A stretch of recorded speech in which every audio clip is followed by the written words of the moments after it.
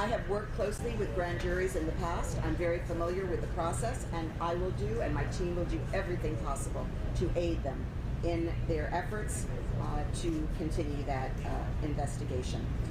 As I mentioned yesterday, our building audit also continues, and we're taking swift action to immediately identify and address any outstanding issues with the buildings that have not yet completed their 40-year certification process. That's our priority right now. And just last night, our building officer notified one of those properties, a building in Northeast Dade, that 4 balconies must be immediately closed to residents due to safety conditions. So we are proceeding apace with all of the buildings identified, and I know within a matter of days or short weeks we will have addressed all of those safety concerns. And today I am also making an announcement that I will be meeting with subject area experts from multiple relevant fields, from engineering to legal to construction to development to soil to geology, to look closely at every possible angle on this issue related to building safety. So they will advise me on issues related to building construction, chain of custody and requirements for reporting, condominium regulation, and more, so that my staff and I can develop a set of recommendations for changes that need to be made at all steps in the building process to ensure a tragedy like this will never, ever happen again. And I will be meeting with these experts in the very near future, and I will be planning to look for additional experts who can advise me once further insights are achieved from this investigation. So we'll continue to pull in additional experts as new information becomes available to ensure that we're considering all possible angles, all possible factors and perspectives. For the families who've been impacted by this tragedy, we are continuing to do all that we can to support them in any way that they need. So our new expanded Family Assistance Center has over 20 agencies now offering support, short and long-term counseling, home assistance, travel assistance, psychological and grief counseling, financial assistance, visa and passport support, and much more. In addition, legal support. And we're going to continue to offer our twice daily briefings to the families, and we just completed our morning session before this conference. These sessions have been vital to assisting families to understand the nature of this search, the nature of the entire enterprise. And this is so, so important as we proceed daily on our search and rescue efforts to have them fully aware of every step of the process. So please, I know you join with me in your prayers, your wishes, your hopes during this incredibly difficult time for our families. La misión de búsqueda y rescate continúa 20 horas al día del día, y actualmente tenemos ahora 210 miembros de personal de búsqueda y rescate urbano trabajando a pesar del mal tiempo que hemos tenido desde anoche. Estos equipos continúan alternando turnos de 12 horas y estamos increíblemente agradecidos por su servicio, dedicación y gran valentía en condiciones extremadamente duro y difícil. También agradecemos el apoyo que han ofrecido otros equipos internacionales. Realmente tenemos un equipo de lo mejor en el mundo que está trabajando sin parar. En este momento tenemos todos los recursos que necesitamos y de hecho no tenemos más espacio para personal adicional de búsqueda y rescate. Desde nuestra última conferencia de prensa no se han confirmado nuevas víctimas, pero ya hemos podido notificar a cada una de las 11 familias y todos los nombres se han hecho públicos. Hoy también estamos agradecidos de saber que el presidente Biden visitará a Surfside el jueves para pasar tiempo con las familias afectadas y los socorristas. Estamos profundamente agradecidos por su apoyo desde el primer día, y para las familias y toda nuestra comunidad de Miami-Dade, este es un recordatorio importante de que nuestro condado, nuestro estado y nuestra nación están dando todo lo que tenemos para buscar a las víctimas de esta tragedia y apoyar a las familias en este momento tan devastador. A medida que continúa de búsqueda y el rescate, también estamos trabajando para investigar esta tragedia y tomar acciones urgentes para garantizar la seguridad de todos y cada uno de los residentes de Miami-Dade. He estado en contacto con la fiscal estatal Kathy Fernández Rundle y también apoyo y estamos colaborando con la investigación de gran jurado. Como mencioné ayer, nuestra auditoría de edificios también continúa para que todos los edificios mayores de 40 años reciban su recertificación. Anoche ordenamos el cierre de 4 balcones de un edificio en el noreste del condado debido a problemas de seguridad. Hoy también estoy anunciando que el condado de Miami-Dade convocará a expertos en diferentes campos para evaluar la seguridad de los edificios y recomendar cambios que deben realizar para que esto nunca vuelva a suceder. Para las familias que se han visto afectados por esta tragedia, seguimos haciendo todo lo posible para apoyarlas en todo lo que necesitan con un nuevo centro de asistencia familiar más grande. Seguimos ofreciendo sesiones informativos 2 veces al día a las familias que se han ayudado a comprender dónde nos encontramos en nuestra operación y qué estamos haciendo a diario.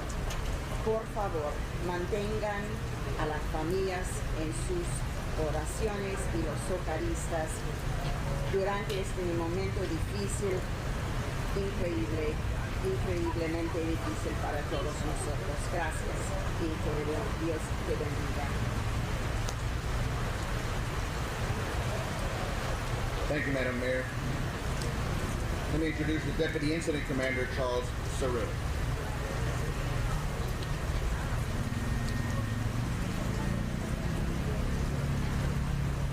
Good afternoon. Under the leadership of the Mayor, Miami-Dade County is coordinating a unified search, rescue, and assistance efforts consisting of multiple county departments such as Miami-Dade Fire Rescue, Miami-Dade Police Department, Water and Sewer, Durham, ISD, County Attorney's Office, and much others. In addition to our federal, state, local, international, and not-for-profit organizations. This has led to a seamless integration of these resources throughout the event.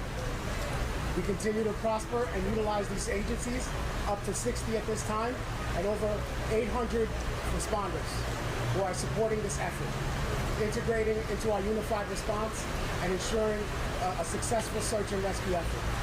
Thank you.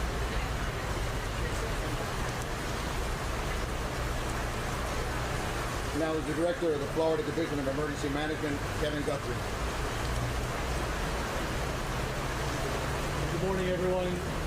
As far as state resources to update, well, first of all, because of the weather, we have a new tent system, which I'm sure you guys will appreciate. In addition to that, we have over 440 state employees involved in on-site response efforts. Those 440 do include the State Emergency Response Team led mutual aid search and rescue teams.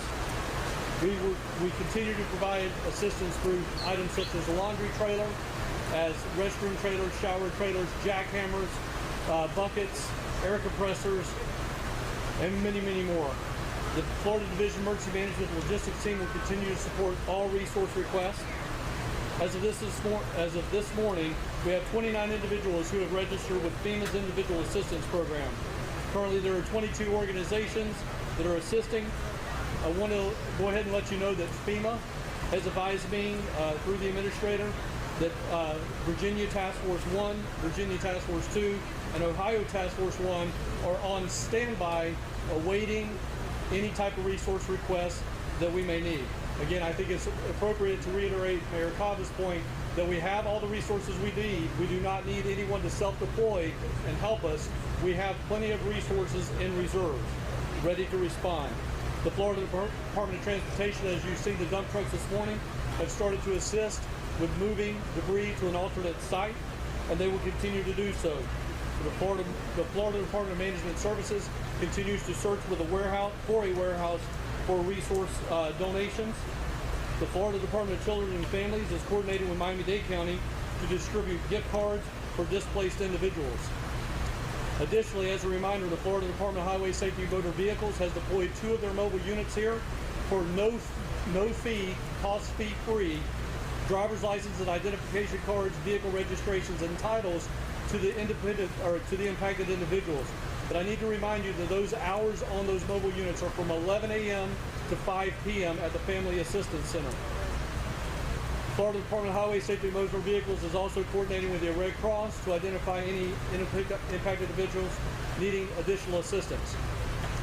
We know that this is a difficult time for families and first responders involved in the rescue and recovery efforts. Please know that Florida is here to help you. And I thank the Governor and Lieutenant Governor for their leadership and allowing us to respond and do what we need to do without any hesitation. I want to remind you, if you cannot find the resource that you're looking for, you can always call Florida's 211 and we will get you to the site that you need to be associated with. The state's priority right now is to ensure the county's needs are being met. FDN personnel will continue to remain on the ground to assist with all response efforts until you're no longer needed. Thank you. Thank you, Director. And now for the Department of Economic Opportunity, Secretary Dane Eagle. Good afternoon, everyone. As you all know, the Governor has been making sure that state resources are available where needed. I was boots on the ground with him on Thursday, day 1, to assess the situation. And since then, the Department of Economic Opportunity sent 2 mobile units down here over the weekend. Now, this once bustling community has shut down not only to mourn, but to make way for the first responders so that they can do what they need to service this community and, of course, continue the search and rescue mission. Now, we've spoken with dozens of businesses who are putting their needs aside and servicing these first responders, whether it be through food, we've talked to cafes, or some small barbershops who are offering free haircuts. Now, while they're doing that, they're not having their usual business. So there is a need there that needs to be met. We are trying to assess that need, and we need the media's assistance in doing so. You can send local businesses and the businesses in the area to floridadisaster.biz, floridadisaster.biz. Now, the state is also requesting the assistance of the Small Business Administration at the federal level. We've been in communication with them. We hope to draw down some additional funds. But those surveys that these businesses can assess and do online will help us to bring down those funds as we continue to help those who are suffering, not only the families, but the local businesses who are serving our first responders. Thank you to the Governor, the local community, and the federal government for stepping up to assess this need. Thank you, Mr. Secretary. And now the Surfside Mayor, Charles Burkett. Good morning. I would just like to add a few things, talk about I walked the site this morning and tell you what I saw. We had overnight, there were issues with some debris falling off the building. The west side of the pile had to be cordoned off a little bit because it was becoming excessively dangerous to work there. What has happened is, I understand the work still continues from the sides and underneath, but that area was cordoned off until they can sort of get their arms around the debris that's falling down. The second thing is that they've made very good progress on the east end. It's apparent that they've got the pile down to the point where you can see into the parking lot. So there is great progress. Lastly, with respect to the site, there is an overwhelming amount, there are an overwhelming amount of workers, rescue workers on the site working and with cranes and taking off debris, and the work continues. I attended the family meeting this morning. It was informative. The Israelis had announced that they were going to be bringing in additional workers, which made the families, rescue workers, which made the families. Obviously, I could tell that there was more relief in the room. There was frustration. There was a little anger. There were questions about why the work has to stop when there's rain, thunderstorms, and lightning. The police chief or the fire chief addressed that issue and said that he would further he would talk to the higher ups about whether or not that worked, because it was an interesting comment, because the speaker said they're already risking their lives anyway. They're working under a building that could fall down. Why do we have to stop for lightning? It was an interesting question, and the chief said he would get back to them. One of the other questions by the family members was, how long can people survive under the rubble? Which was an excellent question, and there didn't seem to be a good answer to that. I had several days ago sent Mayor Cava a copy of an article that I was sent, which dealt exactly with that point. And I thought it was very important to let the family members know, so I stood up and I talked about what I knew from the article. And it talked about, there were several different instances, but the most notable was the one from May 2013, where a woman was pulled from the ruins of a factory in Bangladesh 17 days after it collapsed. So I think, as the governor said earlier, nobody, and the lieutenant governor, nobody's giving up hope here. Nobody's stopping. The work goes on, full force. We're dedicated to get everyone out of that pile of rubble and reunite them with their families. We have all the resources we want. I've been saying this since the beginning. We don't have a resource problem. We have a luck problem. And as you know, we just got dumped on by some rain, but thankfully it looks like that's clearing. But the work will go on. We will continue to work at 100%. Thank you. Thank you, Mayor. And for the Board of County Commissioner Chairman, Honorable Jose Diaz. Thank you, Elvis. As you all know, the mayor, governor, lieutenant governor, and all that are involved already said the particulars. I simply want to say thank you to all of you for doing your reports in a very humane and proper way, and doing it in a way that it was full of information for people, which is important. I want to thank you from all of us, from my colleagues and I. That is very important. The world is looking, and your news and what you're putting out is what's going on. And I'm very proud that I've been to a lot of unfortunate disasters, and sometimes you really can't watch the news because of the way it's presented. And I will tell you that I'm very proud of all of you and the work you've done. As I am proud of the first responders, as all have stated, and one of them that we haven't mentioned too much, group that is the police. I really want to thank them for the work that Dade County Police and all the police agencies that have stepped it up from the cities are doing, and every level, the chief, the director that is here, and everybody else. So I want to thank them and all the other departments. Quiero darle las gracias específicamente a la prensa por hacer el trabajo que ha hecho. Ha hecho un trabajo excelente. El mundo entero está mirando. Y cuando están mirando, están viendo la realidad de las circunstancias, porque la noticia es exacta lo que está saliendo. Y para nosotros eso es muy importante. Para mis colegas y yo y todos los que estamos acá es muy importante. Solo quiero agradecer a toda la prensa por todo el trabajo que está haciendo, que estas no son las mejores condiciones para hacerlo, pero gracias por lo que han hecho. También a los bomberos que no paran, sabemos que le damos gracias constantemente, pero hay un grupo de personas que no se les da las gracias adecuadamente, y eso es el Departamento de Policía Miami-Dade County y los demás departamentos que han participado. Tengo que darle las gracias por su profesionalismo, en la forma que obran y todo el trabajo que están haciendo. Así que por parte de mis colegas y yo, y todos, muchísimas gracias a todos. Thank you, Mr. Chairman. Miami-Dade Fire Rescue Chief Alan Kaminsky.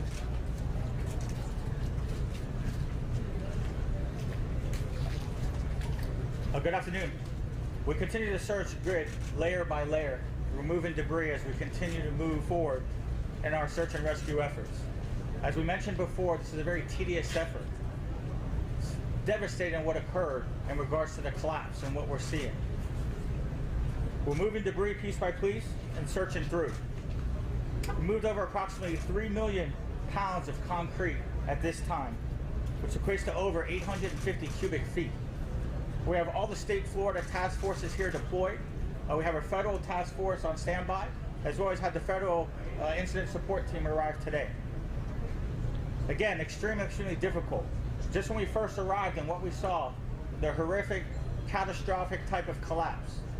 Miami-Dade Fire Rescue, we were able during that time frame to remove 37 individuals. 37 individuals.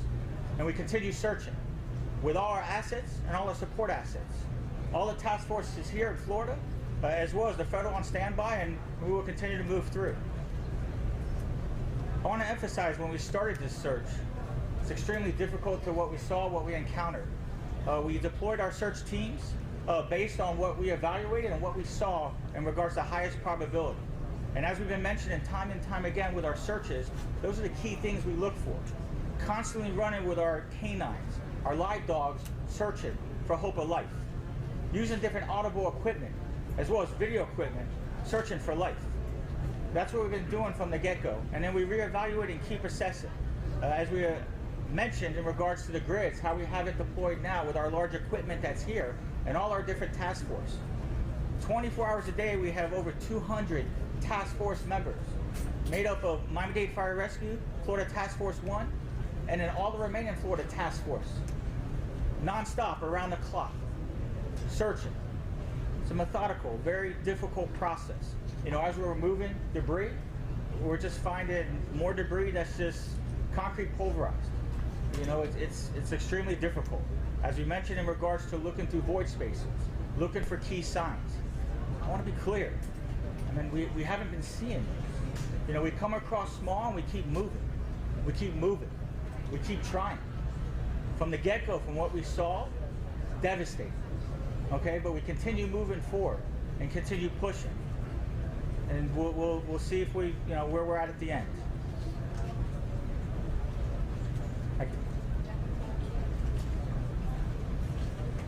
Thank you, Chief. And now to give some comments in Spanish, PIO for Miami-Dade Fire Rescue, Erica Benitez. Muy buenas tardes. Así como hemos dicho, continuamos esta gran misión y muy difícil misión de búsqueda y rescate. Nuestros equipos, aproximadamente 300 miembros o rescatistas han estado trabajando noche y día sin parar, sin descanso en esta gran labor, la cual se ha complicado de varias maneras, pero continuamos trabajando arduamente para encontrar resultados. En este momento tenemos estas cuadrillas que están trabajando buscando los escombros de diferentes maneras, no solamente en estas cuadrantes, sino también capa por capa. Y esta es una labor muy metódica, es una labor la cual requiere muchísima precisión y la cual toma tiempo. Nosotros hemos removido en este momento más de 3 millones de libras de concreto y escombros. Esto significa son más o menos 850 yardas cúbicas. Para darle una idea de qué cantidad es esa, son más o menos 750 vehículos, entendiendo que cada vehículo pesa más o menos 4.000 libras. Esta es una gran cantidad de escombros y es un gran trabajo por medio de los hombres y mujeres que están trabajando aquí hoy. También queremos resaltar que aunque sí tenemos un gran número de personas que todavía siguen en los escombros y que no hemos encontrado los sobrevivientes, queremos resaltar que el primer día estos equipos de rescate salvaron 37 personas entre los escombros, al igual que en el edificio que estaban atrapados. Estas personas no hubiesen sobrevivido si no hubiesen sido por los esfuerzos de estos rescatistas. Queremos seguir diciéndole a las familias que este es un momento muy difícil y que entendemos lo que está pasando. Gracias. Thank you, Erica. And for the Miami-Dade Police Department, Chief of Strategic Response Division, Edgardo Caniva.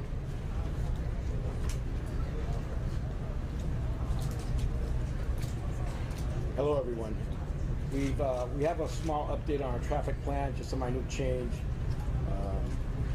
Our new plan has been communicated with our public safety partners and our city officials, and is also posted on social media. So new closures today is going to be Collins Avenue from 8-1 Street to 9-1 Street, and from Harding from 8-1 Street to 9-6 Street.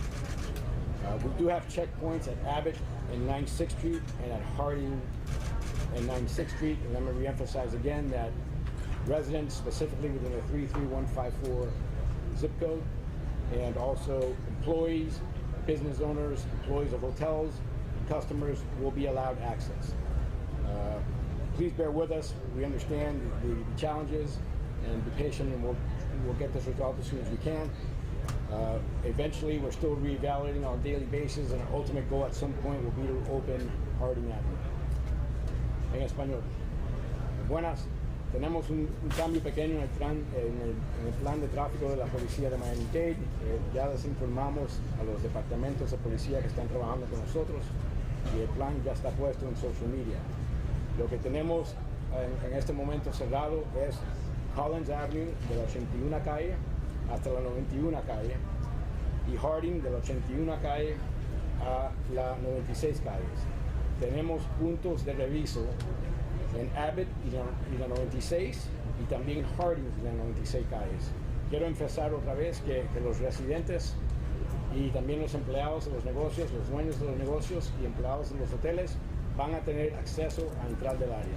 Y también estamos evaluando a ver cuándo podemos abrir Harding, y a algún momento les vamos a ver. Ahora por este momento no podemos hacer nada, pero esperamos que muy pronto en el futuro lo podamos abrir.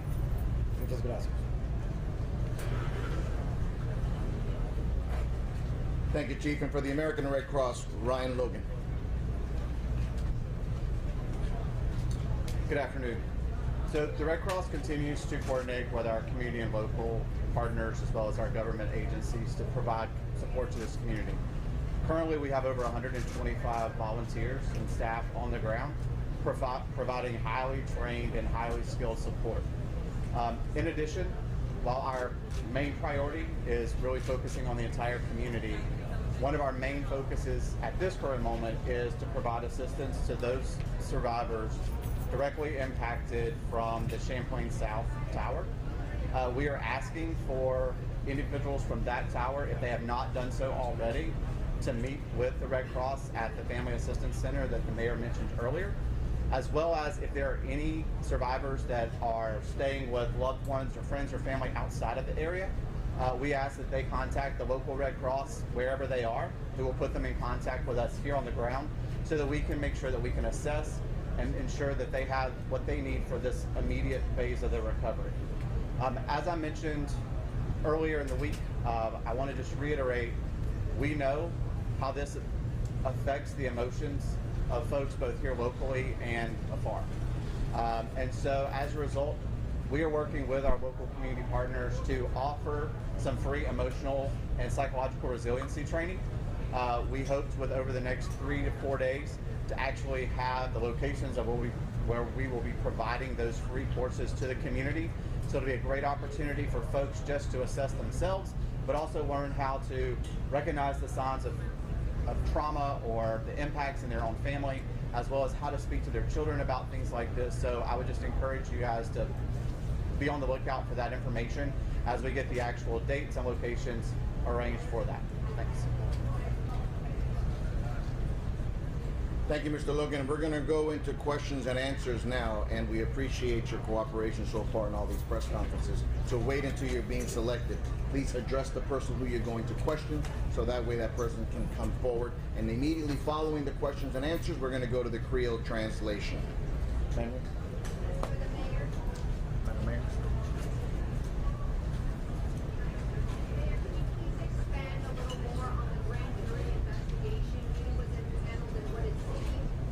So the grand jury has not yet been impaneled. So I was speaking to the state attorney this morning about it, and we were talking about whenever it is moving forward that we will be fully on board. She has announced that she will be asking the grand jury to look at this matter. And what will it be seeking? I'm sorry? What will it seek? Like all of us, answers.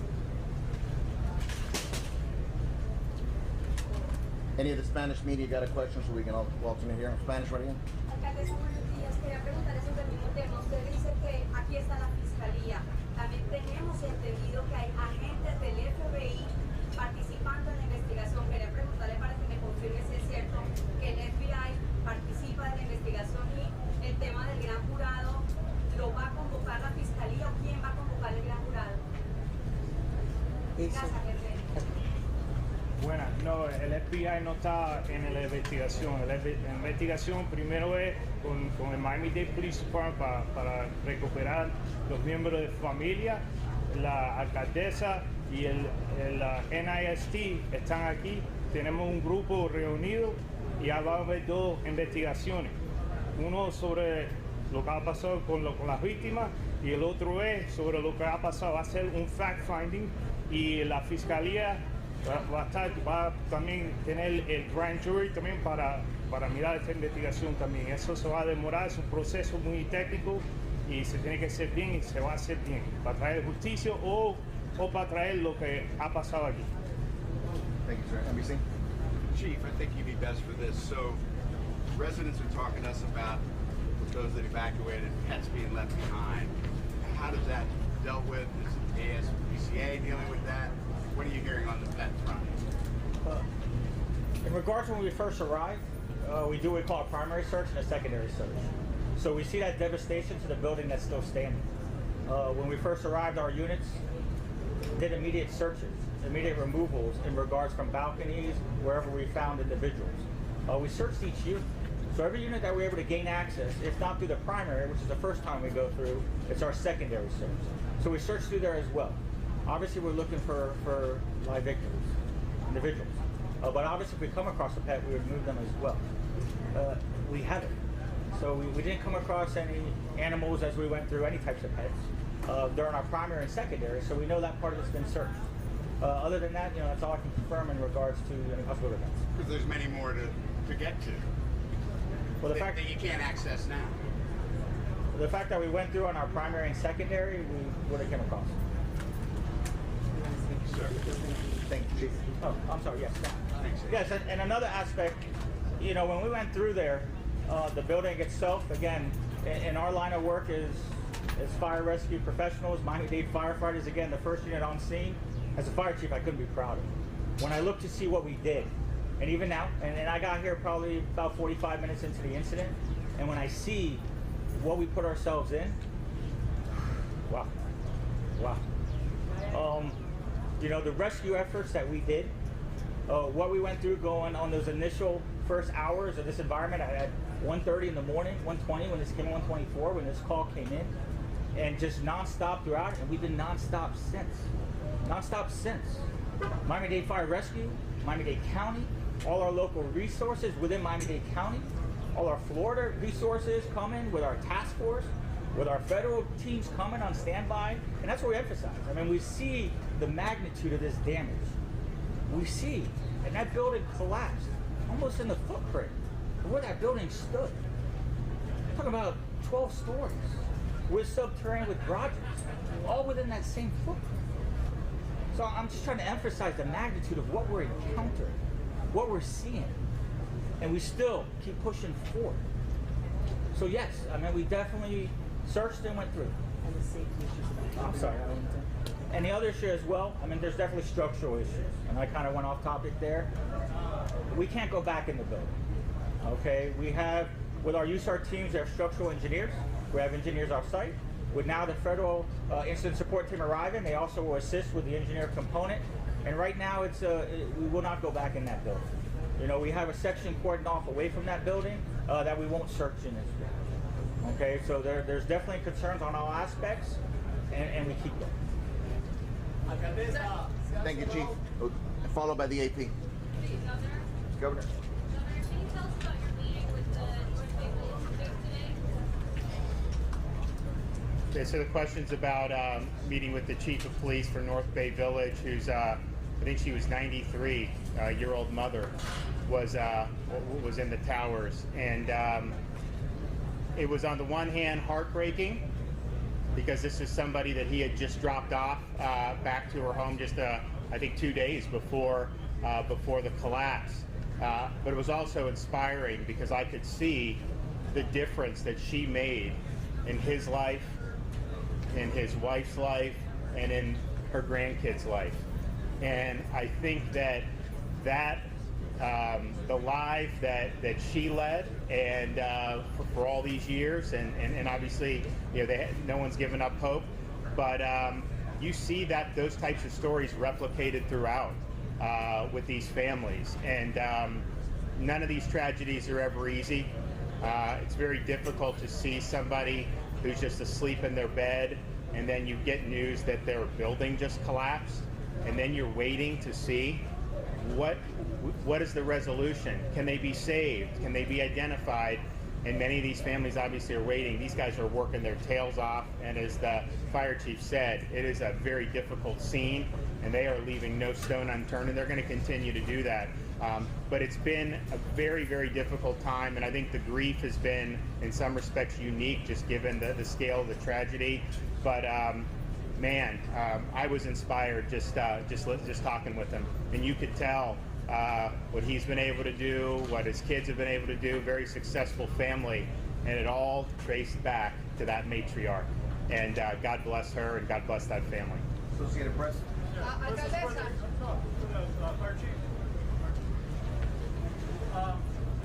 Mayor Burkett mentioned that there was debris falling from the building this morning. Was that new? Is it getting worse? Does that indicate that there might be some shift in the remainder of the building that you guys are worried about? Well, in regards to the building itself, we're constantly monitoring it. So no, we haven't seen any shift at all. So we have special technology that's measuring to make sure there's not any shift. So that's a constant.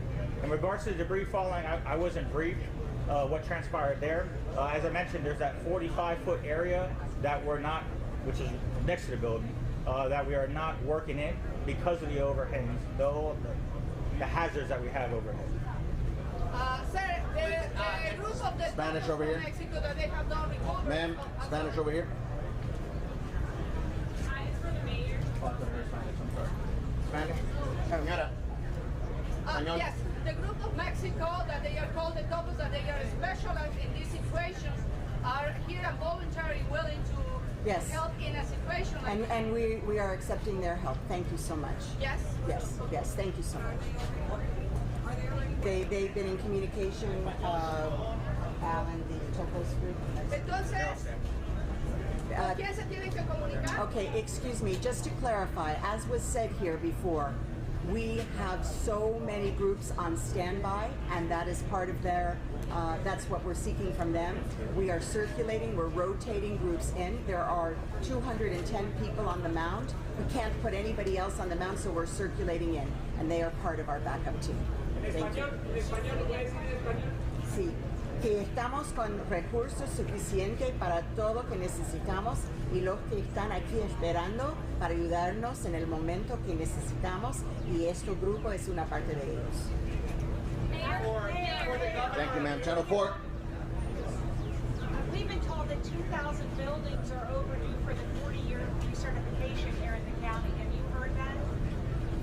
No, ma'am, I do not have that number. Could you give us an update on the audit so far? We reported it out this morning. It was in the order of 40-something that were due. They've all been under review. We produced a list of those that we find that need to have their issues addressed. They mostly they're electrical issues, not structural. And as you heard earlier, we have directed a unit with 4 balconies to evacuate those areas. And Mayor, how many buildings are part of that The audit? last 2 questions are going to be the gentleman in the black and the lady over here. For the governor or the mayor, if you guys can talk about whether or not there's an accurate number of how many foreign nationals were in the building and how many were among the unaccounted or confirmed victims. Also, how many foreign nationals may have been given visas and what kind of help those families are getting. Well, I'll answer first to say that obviously we have a fluid list of those who are still unaccounted for, and they definitely include foreign nationals. It is a fluid list, so we can't say it's a final list, and we've been in touch with the consulates for the various countries represented, and we are working with the State Department as well. Sí, estamos aquí con varias personas extranjeras en los edificios desde la información que hemos recibido, pero los números son fluidos y estamos hablando con los consulados y dando toda la ayuda también del Estado Departamento del Estado para ayudar a estas familias. Pero no tenemos números finalmente. Thank you. The last question right here before we go to Creole. Channel 10.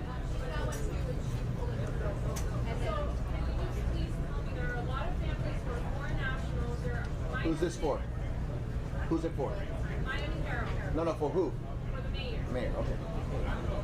Yeah. Yes. Please tell us, there's a lot of families who are foreign nationals. There might have been staff in the building, staff there. Will they be eligible, or how can they access FEMA aid or any other? Correct. So FEMA is supporting all of the families at this point. Obviously, there may be some things down the line that they would not be eligible, but fortunately for us, because of the outpouring of incredible support, $1.6 million already donated, we are making sure that everybody who needs assistance will get it. Thank you, Madam Mayor. We're going to go straight into the Creole translation. We're going to go into the Creole translation now. No, we've been instructed to go straight into the Creole now. Now, level up for the group. Bonsoir tout le monde. Recherche a continué, j'en peux ça te prévoir avant et tout le monde a continué à faire recherche depuis que nous avons fait la dernière conférence de presse là, pas aucun cas de décès à signaler. Magistrat va signaler reconnaissance libre parce que le président Biden a visité d'ici jeudi par an avec premier secours. Et il promet tout pour y contribuer et collaborer avec le travail grand jury qui va le faire très bientôt, de sorte qu'il est capable de travailler sur ça qui a un rapport avec ça qui s'est passé. Magistrat tout, et à travailler avec spécialistes dans tout le domaine pour capable de faire correction à partir de recommandations que vous avez faites pour ça qui est arrivé bientôt et avant, pas arriver dans le moment qui va venir. Donc, magistrat continue le travail de sorte que les recommandations sont capables de suivre en matière de construction. Merci.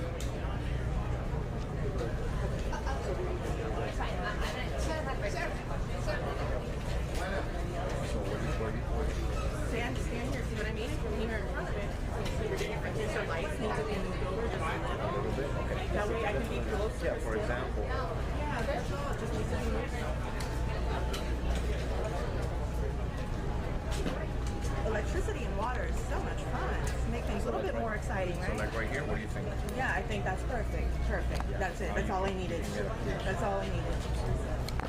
And if they move it, will it come back? No, they won't. Okay. If they do, I'll make sure.